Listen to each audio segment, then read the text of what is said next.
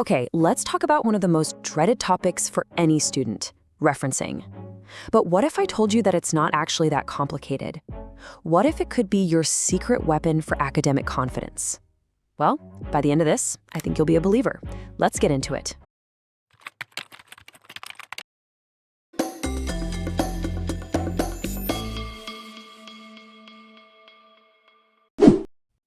Does the very idea of putting together a reference list make you anxious? You know, the fear of getting it wrong, losing easy marks, or the big one, accidentally plagiarizing? Yeah, you are definitely not alone in feeling that way. It's a universal stress, but we are about to make it so much simpler. So here's our game plan. First, we're going to cover the why this is so important. Then I'll let you in on the simple two-part system that is the secret to all Harvard referencing. We'll break down both of those parts, and then we'll wrap up by tackling all those weird, tricky problems that always seem to come up. Sound good? Right. First things first. Why do we even have to do this? And honestly, it's about so much more than just following some arbitrary rules. It's really about the foundation of all academic work. So this is the official definition, and it is so important to understand. Plagiarism is basically presenting someone else's work as your own. And here's the thing, it can be totally accidental. You know, maybe your notes were a mess or you were rushing at the last minute, but whether it's on purpose or not, universities take it incredibly seriously. So let's flip this around for a second. Instead of thinking of referencing as a way to avoid getting in trouble, think of it as your way of showing you're part of the academic community. It's you being honest about where your ideas came from, respecting the people who did the work before you, and taking responsibility for your own arguments. It's not a chore, it's you showing your integrity. Okay, you ready for the big secret? Seriously, forget all the tiny, complicated details for a minute. All of Harvard referencing, the whole thing, boils down to one simple, elegant idea. A two-part system that connects everything you do. And here it is.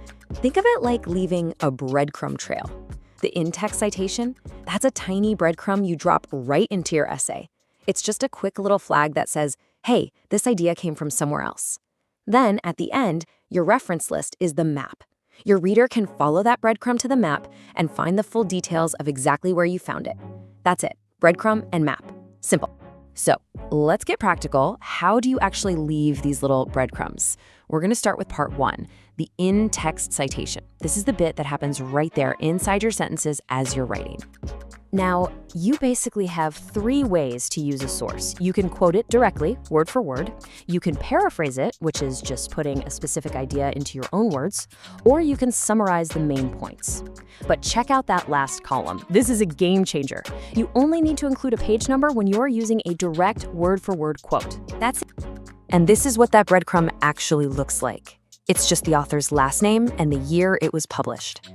And what's cool is how flexible it is. You can weave it right into the flow of your sentence, like you see on the left, or you can just pop it in parentheses at the very end of the sentence, like on the right. It's designed to work with your writing style. So what if there's more than one author? Just as easy. If there are two authors, you just name both of them. If there are more, you use the first author's last name, and then you add et al., which is just a little bit of fancy Latin that means and others. See? Simple. Okay, so we've left all our breadcrumbs throughout the essay. Now it's time to build the map that they all lead to. And that's your reference list, which goes at the very end of your assignment. I want you to think of every entry in your reference list like a simple recipe. For a book, the ingredients are always the same, in the same order. Who wrote it, when they wrote it, what it's called, where it was published, and who published it. You just put those pieces together in that order, every single time. And you can see that exact same recipe logic right here for a journal article. The ingredients are a little different. You've got the article title, the journal title, volume, page numbers, but the underlying pattern, that recipe, is exactly the same. Once you see that pattern, it just clicks.